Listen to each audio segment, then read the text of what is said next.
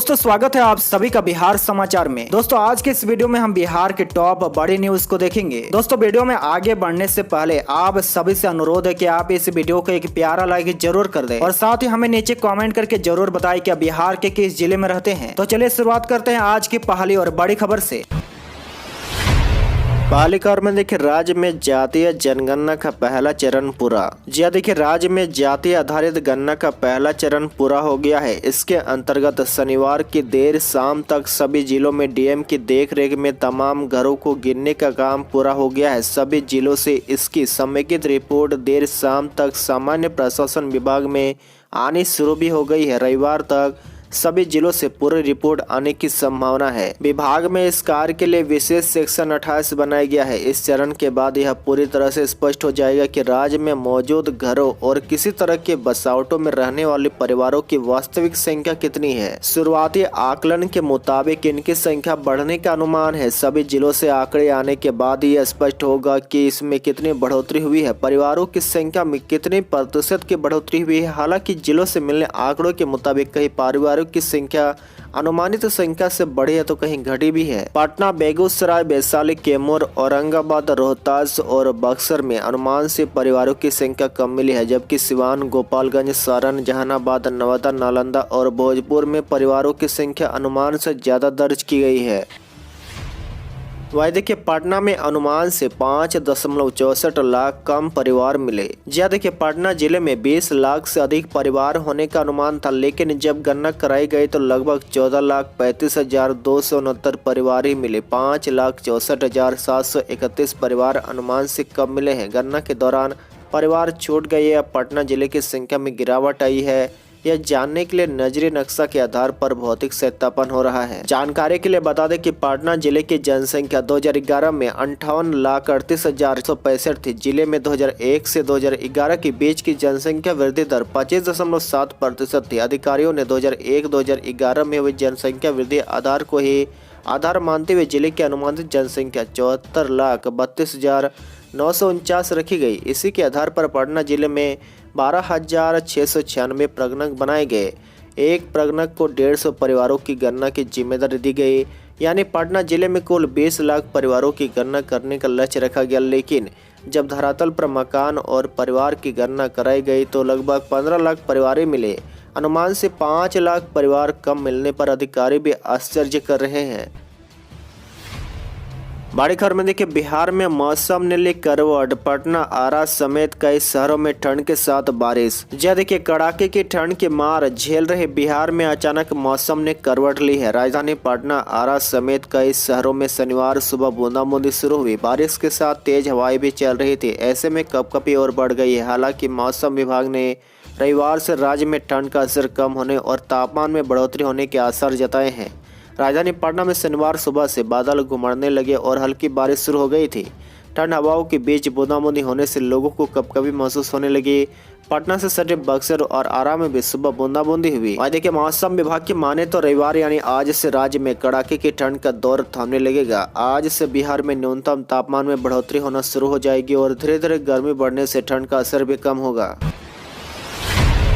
बड़ी खबर में देखिए, बिहार के 43 और स्कूलों में शुरू किए जाएंगे 2 वोकेशनल कोर्स। जी देखिए, राज्य के 43 और स्कूलों में वोकेशनल कोर्स की पढ़ाई शुरू हो गई। सभी स्कूलों में 2 वोकेशनल कोर्स शुरू किए जाएंगे। इसके लिए बिहार शिक्षा परियोजना परिषद ने स्कूलों में लैब बनाने की प्रक्रिया शुरू कर दी है। लैब बनाने के लिए परिषद द्वारा 5-5 लाख स्कूलों को दिए जाएंगे। यह काम मार्च तक पूरा कर लेना है। इससे नए सत्र से वोकेशनल कोर्स की पढ़ाई शुरू हो जाएगी। ज्ञात हो कि केंद्र सरकार की योजना के तहत राज्य के 33 जिलों के एक स्कूल में 2022 में वोकेशनल कोर्स शुरू हुआ है। जिन स्कूलों में वोकेशनल कोर्स शुरू हुआ है वहां के छात्रों को अनिवार्य रूप से विकल्प विषय के तौर पर इस कोर्स को लेना है। 9वीं में वोकेशनल कोर्स की पढ़ाई होगी।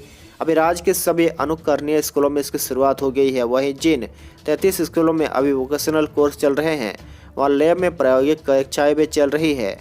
लैब के रखरखाव और नए सामान की खरीद के लिए स्कूलों को 1.25 लाख रुपए दिए गए हैं। इस राशि से स्कूलों को लैब में सुधार करना है। बड़ी खबर में देखिए डीएलएड प्रवेश परीक्षा के लिए आवेदन 25 से। जी हाँ, देखिए डीएलएड संयुक्त प्रवेश परीक्षा 2023-25 के लिए ऑनलाइन आवेदन की तिथि जारी कर दी गई है। ऑनलाइन आवेदन 25 जनवरी से 8 फरवरी तक भरा जाएगा। परीक्षा भी ऑनलाइन ही ली जाएगी। इस परीक्षा में 120 प्रश्न होंगे। सारे प्रश्न वस्तुनिष्ठ प्रकार के बहुविकल्पीय होंगे।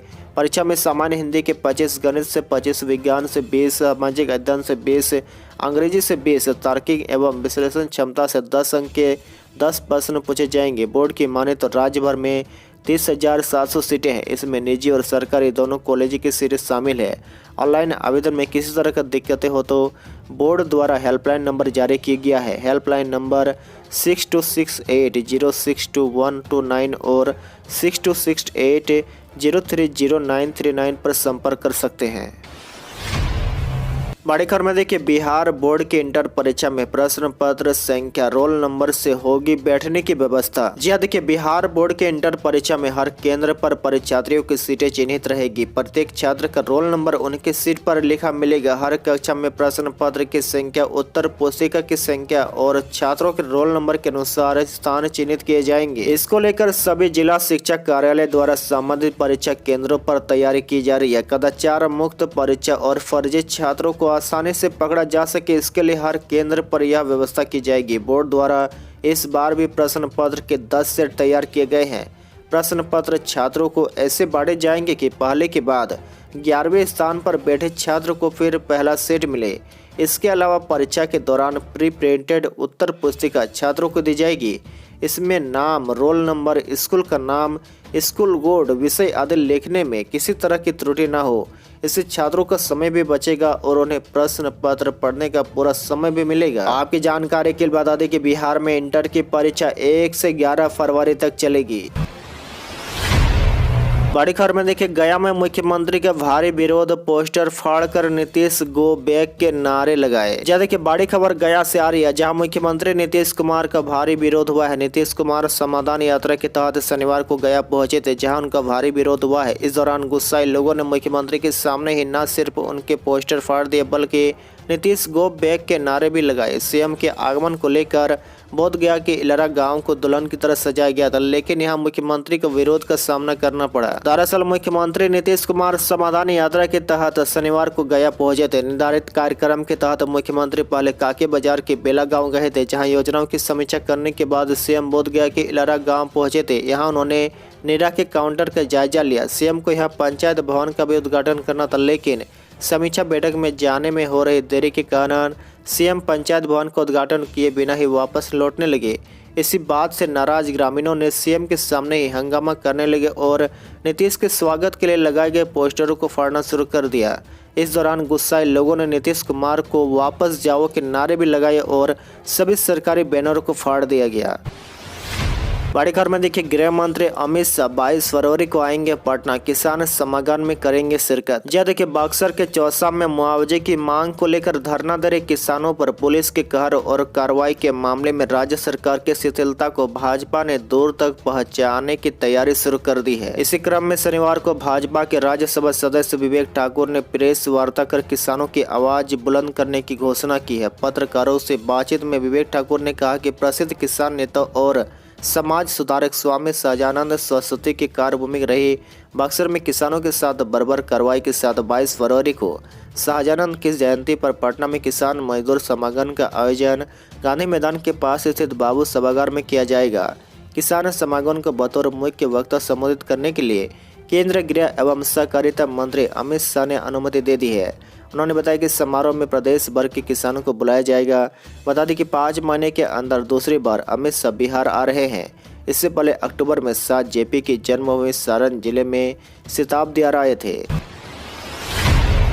बड़ी खबर में देखिए उपेंद्र कुशवाहा की बीजेपी में जाने होने की अटकलों पर बोले सीएम नीतीश, कहा स्वस्थ होकर आएंगे तो पूछेंगे क्या है मामला। जी देखिए जेडीयू संसदीय बोर्ड के अध्यक्ष उपेंद्र कुशवाहा के पार्टी छोड़ने की अटकलों के बीच सीएम नीतीश कुमार का बड़ा बयान आया है। गया में समाधान यात्रा के दौरान मीडिया के उपेंद्र कुशवाहा के सवाल पर उन्होंने कहा कि जब वो स्वस्थ होकर वापस आएंगे तो पूछेंगे कि क्या मामला है। उनसे कह दीजिए कि हमसे फोन पर बतिया ले। वैसे तो 3 बार पार्टी छोड़कर गए फिर वापस आए, वैसे सबको अधिकार है क्या करना है। आपको बता दें कि उपेंद्र कुशवाहा की जेडीयू छोड़ने की सरगर्मी तेज हो गई है। दिल्ली एम्स में भर्ती कुशवाहा से मिलने के लिए बिहार बीजेपी के कई नेता पहुंचे थे। इसके बाद सियासी गलियारे में चर्चा का दौर शुरू हो गया। उपेंद्र कुशवाहा के जेडीयू छोड़ के बीजेपी में जाने के कयास लगाए जा रहे हैं। वे रूटीन हेल्थ चेकअप के लिए 2 दिन में दिल्ली के एम्स अस्पताल में भर्ती है, जहां उनसे मुलाकातों का दौर जारी है। बड़ी खबर में देखिए, जेईई मेंस का एडमिट कार्ड हुआ जारी। बिहार के 75,000 छात्र होंगे शामिल, जाने परीक्षा से जुड़ी हर बात। जी हाँ, देखिए, नेशनल टेस्टिंग एजेंसी ने ज्वाइंट एंट्रेंस एग्जाम मेन के पहले सत्र परीक्षा का एडमिट कार्ड जारी कर दिया है। परीक्षा में शामिल होने वाले स्टूडेंट jeimain.nta.nic.in पर जाकर अपना एडमिट कार्ड डाउनलोड कर सकते हैं। परीक्षा के स्लॉट के संबंध में जारी किए गए नोटिफिकेशन के अनुसार जेईई मेन BE बीटेक परीक्षा 24, 25, 29, 30 व 31 जनवरी और 1 फरवरी 2 शिफ्टों में सुबह 9 से 12 और दोपहर 3 से 6 बजे संपन्न होगी। वहीं आपको बता दें कि बिहार से करीब 70,000 स्टूडेंट जेईई मेन में शामिल हो रहे हैं। बड़ी खबर में देखिए, बिहार के सरकारी स्कूल में 10वीं के छात्र पढ़ सकेंगे 9 वोकेशनल कोर्स। इसी सत्र से शुरू होगी पढ़ाई। जी देखिए, बिहार के सरकारी स्कूलों में नए सत्र से व्यावसायिक शिक्षा की पढ़ाई शुरू होने जा रही है। 2023-24 सत्र में 10वीं में एडमिशन लेने वाले स्टूडेंट व्यावसायिक शिक्षा ग्रहण कर सकते हैं। इस संबंध में बिहार विद्यालय परीक्षा समिति ने नोटिफिकेशन जारी कर दिया है। इसके लिए ऐच्छिक विषय का चयन करने वाले स्टूडेंट को रजिस्ट्रेशन फॉर्म में जिक्र करना होगा। रजिस्ट्रेशन फॉर्म की स्तंभ 25 में इसका उल्लेख किया गया है। अभी राज्य के कुछ चिन्हित विद्यालयों में ही ऐच्छिक विषय की पढ़ाई शुरू की गई है। इसकी सूची बोर्ड ने वेबसाइट पर जारी कर दी है। स्टूडेंट 8वीं विषय के रूप में किसी एक सब्जेक्ट को शामिल कर सकते हैं। इसमें सुरक्षा, beautician, tourism, automobile, retail management, electronics and hardware, beauty and wellness, telecom एवं IT से ट्रेड को 8वें विषय के रूप में शामिल किया गया है। बड़ी खबर में देखिए, बिहार में नया सिम लेना होगा अब और मुश्किल। प्री एक्टिवेटेड सिम बेचने पर होगी कार्रवाई। जी देखिए, बिहार में नया सिम लेना अब और मुश्किल हो जाएगा। पुलिस मुख्यालय ने सभी जिलों के SP को मोबाइल कंपनियों और सिम बेचने वालों पर नजर रखने को कहा है। बिहार में बढ़ते साइबर अपराध को देखते हुए पुलिस मुख्यालय अब एक्शन मोड में है। बिहार पुलिस के अपराध इकाई के अतिरिक्त महानिदेशक नैयर हसनैन खान ने तमाम जिला पुलिस अधीक्षकों को पत्र लिखकर निर्देशित किया है कि जिले में हर हाल में खुदरा विक्रेताओं और दूरसंचार कंपनियों पर नजर रखे और TRI के सिम कार्ड पंजीकरण नियमों को सख्ती से पालन सुनिश्चित करे। फर्जी दस्तावेज की मदद से खरीदे गए सिम कार्डों का साइबर अपराधी दुरुपयोग कर रहे हैं। ऐसे में इसको रोकने के लिए प्री एक्टिवेटेड सिम कार्ड बेचने वालों पर कार्रवाई की जाए। इन्होंने टेलीकॉम कंपनियों से भी फर्जी दस्तावेज पर जारी सिम कार्ड वाले ग्राहकों के संबंध में सूचित करने को कहा है।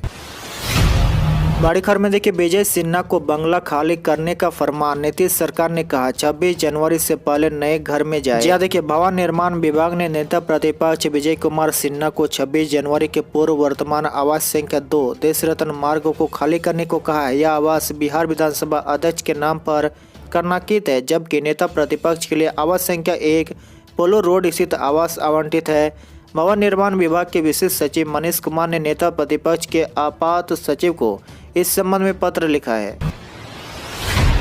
खबर में देखिए, बिहार में जल्द खुलेंगे 9 नए डिग्री कॉलेज। राज्य सरकार ने दी मंजूरी। इन जिलों में छात्रों को मिलेगी बड़ी सुविधा। जी देखिए, बिहार में 9 नए डिग्री कॉलेज खोले जाएंगे। इसके लिए राज्य सरकार ने वित्तीय मंजूरी दे दी है। ये कॉलेज सहरसा जिले में सिमरी, बख्तियारपुर, कटिहार जिले में मनिहारी, बेगूसराय जिले में तेगड़ा व बलिया, पूर्णिया जिले में बायसी, दरभंगा जिले में बेनीपुर, पश्चिमी चंपारण जिले में बगहा और नालंदा जिले में राजगीर शामिल है। राशि वित्तीय वर्ष 2022-23 की राज्य योजना मद से जारी की गई है। सोमवार को मंजूर राशि में से 5 करोड़ रुपए दिए गए हैं। इस योजना मद में इन डिग्री कॉलेजों की स्थापना के लिए 21 करोड़ रुपए और दिए जाने हैं। इस योजना के क्रियान्वयन में गुणवत्ता के लिए बिहार राज्य शैक्षणिक आधारभूत संरचना विकास निगम लिमिटेड द्वारा जिम्मेदारी गई है। फिलहाल इस वित्तीय वर्ष में केवल 5 करोड़ रुपए सोमवार को जारी किए गए हैं। महालेखागार को इससे अवगत करा दिया गया है। आज के लिए बस इतना ही। इसी तरह बिहार के डेली न्यूज देखने के लिए आप हमारे चैनल को जरूर सब्सक्राइब करें।